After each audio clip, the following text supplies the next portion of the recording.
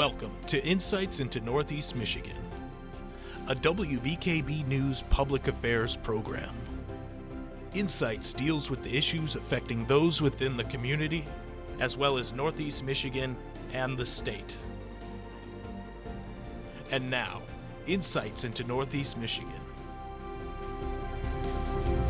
Welcome to Insights. I'm Sherry Stewart. This week we're spending our time talking with Mayor Matt Walagora. The city of Alpena is preparing to accept applications for a medical marijuana facility to operate. We'll be talking about that and much more happening in Alpena. Well, Mr. Mayor, I want to thank you for joining us today for this episode. Yeah, you're welcome. And we have a lot to talk about because there's lots of things going on in the city of Alpena. And first off, we want to talk about the medical marijuana. So we know that City Council voted unanimously to allow the application process to begin. So can you walk us through some of the pros and cons that you considered as you came to that decision? Sure. You know, we took a look at, you know, the rest of the state and the laws and took a lot of input from both the industry and our residents and our residents that specifically use medical marijuana for the purposes that they do. And so in the end, it was unanimous that we pass medical marijuana ordinance and allow them to establish here. To go a little bit further as far as what the process is, if you'd like. So after a couple years, we've finally gotten to the point where we've revised our ordinance and zoning ordinances to allow medical marijuana. So there's 5 entities that are allowable with medical marijuana, and obviously the one that took the longest is the provisioning centers, and so we've allowed up to 2 to be in the city of Alpena. And so they have an application process, because if more than 2 apply, then we have to, there's a point system that they call a rubric. So they fill out this rubric and the point system, and so once those are filled out, the application period will start. So the ordinance actually goes into effect on July 3rd. July 3rd of this year. Mm-hmm. Yep, July 3rd. And then anyone that's going to apply for them has a 45-day window from that date. From July 3rd, 45 days. Yes, ma'am. Okay. Now, can you explain, before we go further, what's the difference between the provisioning center? Is that just the term for a dispensary? Is there some type of difference there? And excuse me if I have my terms confused, because it's actually, the terms have changed throughout the state. Mm-hmm. Provisioning center, or it's basically a storefront. Okay, a storefront. Okay, all right. And then there's transport, there's processing, there's grow, and then testing facilities. So these would just be the provisioning centers, is that your ordinance allows? No, our ordinance allows all 5. All 5, but okay. Only the dispensary is limited to 2. Okay. Mainly because the other 4 really don't have an impact on the city. We're already zoned for industrial, and we're already zoned for light agriculture and things like that, and so there really wasn't a whole lot of zoning changes or anything about that. So we allow all 5, but only the dispensaries are limited to 2. So there's several guidelines, of course, under that. So we see that there's a 250 feet buffer zone between schools and churches and some other entities. Yeah. So what does that look like in terms of the application process? So some of those buffers are state mandated schools. Schools are about 1,000 feet, I think. Oh, okay. We've added parks where there are children's playgrounds, because some of our parks have them, some of them don't. So we were specific on parks with children's playground. The Boys and Girls Club, places of worship, those all have a 250 foot buffer, and so all that's outlined in the ordinance, which can be found on our website. And then and I believe there's also a map on there that shows the city with the buffer zones, so it's kind of easy to take a look at and see what parts of the city that they're allowed in and which ones they're not. So is it feasible to say that they probably most likely will not be in the downtown area? Is that true? They will not be in the downtown area. Okay, they will not be in the downtown. That's another thing that we passed, that they're not allowed in what is the DDA. The downtown area. Mm-hmm. Okay. What is some of the feedback from the residents that, I know you were thoughtful in your decision-making process. Do you recall some of what were some of the pros and cons from our residents here? Yeah, well, the main pros are that, from a medical perspective, we didn't spend a lot of time as council persons to argue the medical benefits of it. That's just not our place. So we kind of focused on other things as far as what the storefront actually is. Tried to some of us discussed quite a bit about the fact that it's not that much different than a pharmacy. Obviously, it's got a different, the feel to it as far as, how society looks at it. But for the most part, that's really kind of what it is. And so there was quite a bit of discussion about that and obviously where they could be and what we were going to buffer. We took a lot of, over the course of the last couple years, we've had quite a bit of input from residents, both pro and con, and really not a huge amount of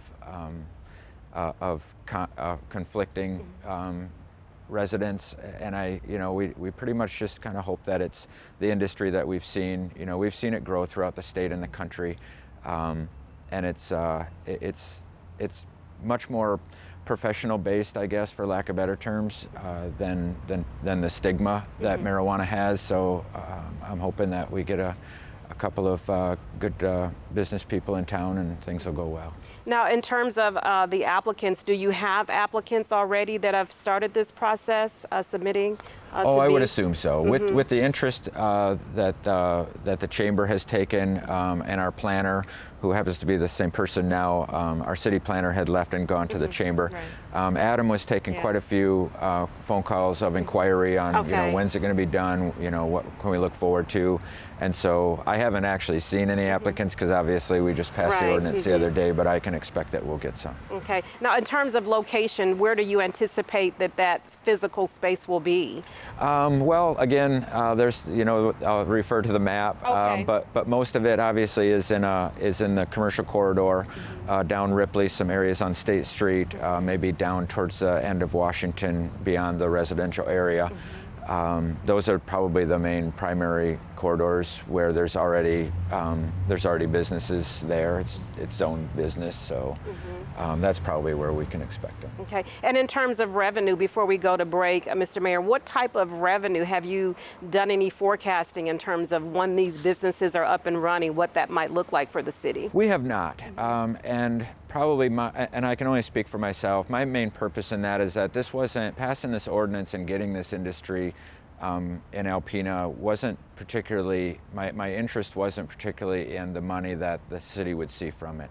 If we benefit from them on a tax base with what the city has set up, or the state has set up, as soon as recreational marijuana was passed, the additional revenue, taxing revenue from the state for medical marijuana ended, and so we'll get a tax base from them as a business, nothing more or less than if it was just any other business, just because they're marijuana. Understood. Well, Mr. Mayor, we will have a quick break and we'll be right back with more of Insights right after this. Insights will return after these messages.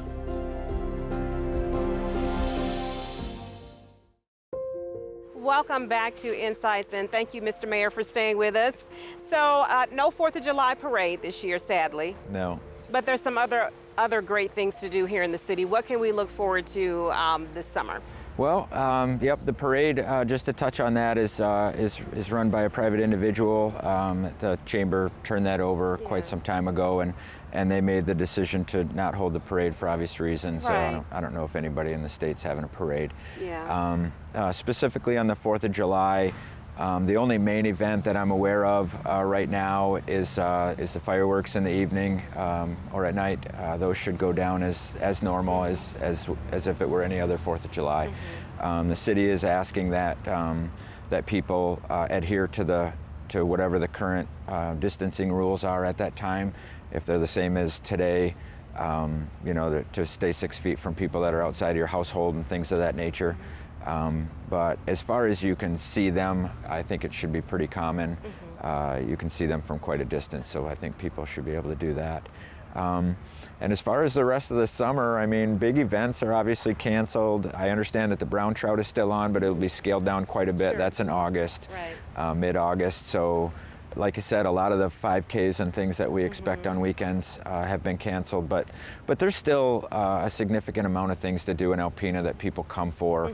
The natural resources, the water, the fishing, the outdoor sports and things like that. And so, as you can kind of see from downtown, it looks pretty busy, and Right. today's Thursday, so to be honest with you, it looks pretty common as far as people being downtown, and people have come up to stay at their cottages and things. Yeah, and you make a great point. So I'm not aware of many other 4th of July parades around the state as well. So Alpena is not uncommon as other localities. So. Right, yep. So so that'll be an unusual day for sure, and Yeah. it's sad that we wait for a cycle for 4th of July to hit on a weekend, Right. and here it is, and it didn't. And we're not going to really celebrate the normal way, but I'm sure that people will still gather with their families and have all the outdoor stuff. Yeah, still have so. those traditional family get-togethers Yeah. and things of that So- nature. So, you know, we just ran a story a couple days ago. A survey found that people think that COVID-19 has certainly changed the way we work, and obviously the way we work and play. What are your thoughts on that in terms of what you think the impact of this pandemic has been? What are some of the learnings for the city? Well, I think the city learned that we can, that we can do a lot more without face-to-face interaction, and that's not always a good thing, but it is kind of when you get to a point where people can't come in, and so you start establishing ways for them to, to do things either on a website or via mail or dropping things off, and so. I think we've kind of grown in that way, something that we can use even beyond COVID. I mean, when, sometimes we don't have a whole lot of time, and stopping into the city hall when we could do something either on the internet. And so hopefully that we've made some adjustments, and I believe we had to be able to do that. Otherwise, I guess we've just learned that, we can do things as a city, and not just government, but as a city to get through stuff like this. The Feed the Families, Feeding Alpena movement, and having, food brought in, the school system, and then the group that does the food trucks, and things like that, I think, have grown people. All In for Alpena has raised a very significant amount of money for our residents, and those are local things. And, from my perspective, the more we can do for our community and not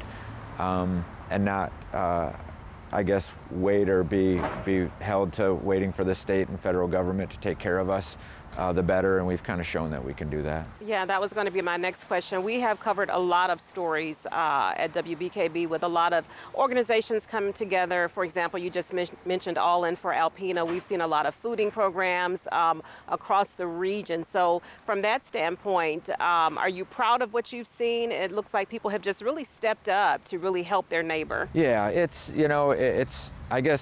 I guess it's kind of what we expect here in Alpena. So I wasn't incredibly surprised, just very grateful that we have the residents and the businesses that we do that look to take care of, not only our children, but, the people and businesses that are struggling to, that may or may not be able to reopen and things like that. So, yeah, it's been an experience, I guess. It's definitely been an experience, yeah. Now, in terms of buildings open here, is the city fully open? Are all of the offices open, the buildings open in the city in terms of under the city auspices? I believe so, yeah.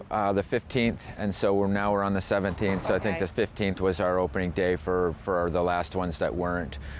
So I think anyone can go into any office that's necessary for them to go in. Some of them, like if you come into City Hall, the front door and the side doors are open, you can come in, but the office doors are still locked, and that's really just to kind of control how many people are in there, and there's a phone set up, so you can call the extension of, if you need to see the clerk or the treasurer, city manager, HR or engineering, or the building officials are in the basement, so you can give them a quick call, and they'll pop out and escort you to their office and take care of business. And so those obviously are part of the social distancing guidelines that have been recommended by the governor's office. Exactly. Right. So in terms of moving forward, and heaven forbid we ever have to revisit this cycle again, would you say that you're prepared to initiate more stringent guidelines as we've had to do? Yeah, yep.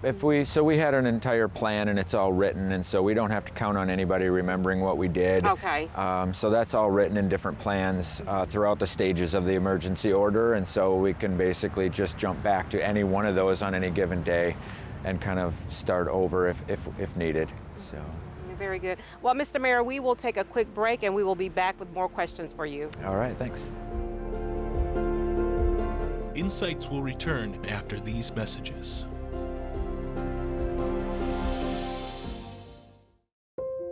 Welcome back to Insights. So, Mr. Mayor, we want to continue our discussion about the economic downtown. And I know a couple months when we chatted, you were talking about some plans to pursue other business opportunities to bring them into Alpena. What is that looking like right now? Sure.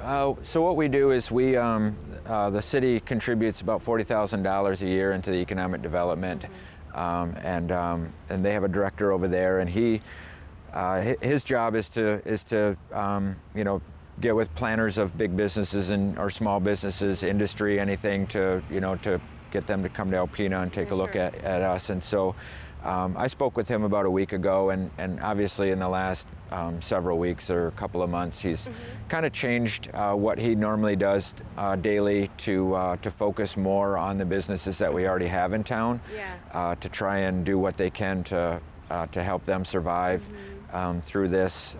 And so, but at the same time, still obviously, doing his major role as bring more business into town. And so he's striving for both. And once this kind of lets out a little bit and things are back to normal, he'll get right back on that and in the pursuit of bringing businesses and retail and things back into Alpena. So are you optimistic that more, even in addition to the medical marijuana facilities, and those obviously are only two, but are you optimistic that others will pursue a home base here in Alpena? Always optimistic about Alpena. Excellent. And because we're the same community we were before, if not better. And so we've, unfortunately, just in the last several weeks, we've had some closings that may or may not have even been related to the virus.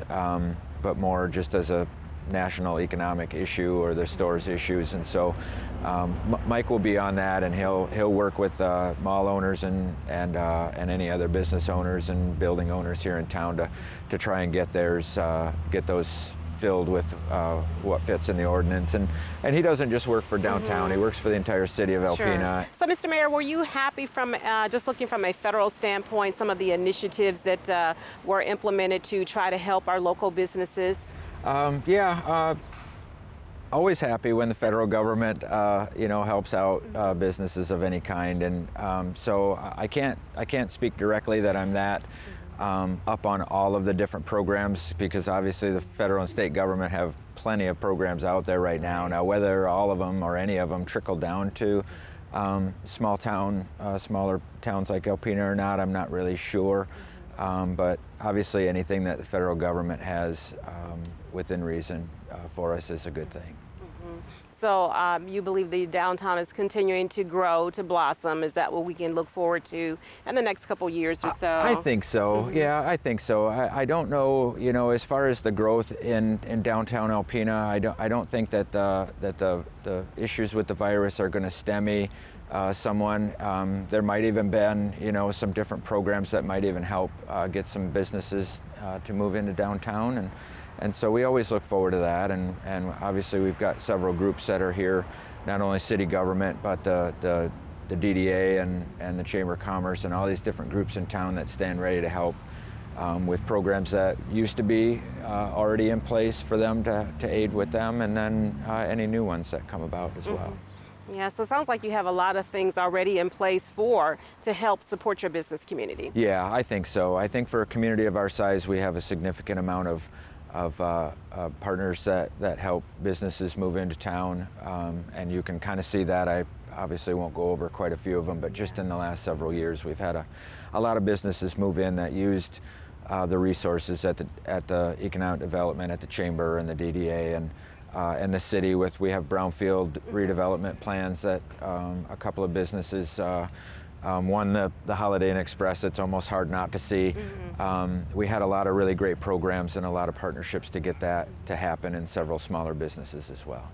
Now, what about downtown living? I know we also talked briefly about that in terms of maybe seeing if there were some opportunities there. Sure, yeah. There was a lot of, probably several years worth of Michigan-based, state-based grants that helped with redeveloping second and third floors of our storefronts into livable spaces, and that's still kind of going on a smaller scale. They've scaled down a little bit on that, but the city can also help with that.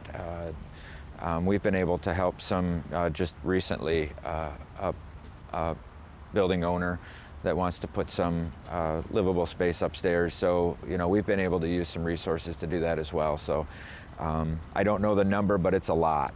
Compared to less than 10 years ago, there's a lot more downtown living than there used to be. And from my understanding, they're all full. As soon as they're done, they're full. Mm-hmm. Is that a certain type of client that's looking specifically for downtown living? I don't know. I mean, I could say it's probably, maybe younger folks 35 and under, and then probably a good mix of older people as well that just like the convenience of being downtown, and perhaps they don't drive around as much as they used to, no matter what age group they are. But if they, just like that downtown feel, and a smaller space is good for them, and the view is fantastic. So really kind of hard to say. I haven't looked into the demographics of who's moving in there, but I have heard that they're all full. That it's a good spot to be. So, Mr. Mayor, I can't leave you without asking you to give us your 30-second commercial. You're trying to sell Alpena to a business or somebody moving here. So how do you sell the city? Well, it's tough to sell it in 30 seconds, but I'll tell you, just because it's an absolute fantastic place to be, and I say it all the time, but almost all of the people that I come into contact with where this is the first time that they've come to Alpena, all of them are so incredibly surprised of how much there is here, how much there is to do, how big the city is, and how nice the people are, and all the different shops. And so it's really just a great place to be, and it's a great place to live. It's safe. It's a great place to raise your children. We have a great school system, so there's really almost nothing not to say about it. So that's my big sell, I guess. And what's the most unique thing about the area to you? You're never more than 6 miles from water, whether it be the river or a lake of any kind, or the big lake. So there's a lot of water sports. There's a lot of open area for natural resources. There's just a multitude of different things to do and places to go and things to see. And like I said, we've got a vibrant downtown with a lot of outdoor eating, so that's really great, especially in these times where they have to separate people. And the weather's been great, and so being able to dine outside is really great.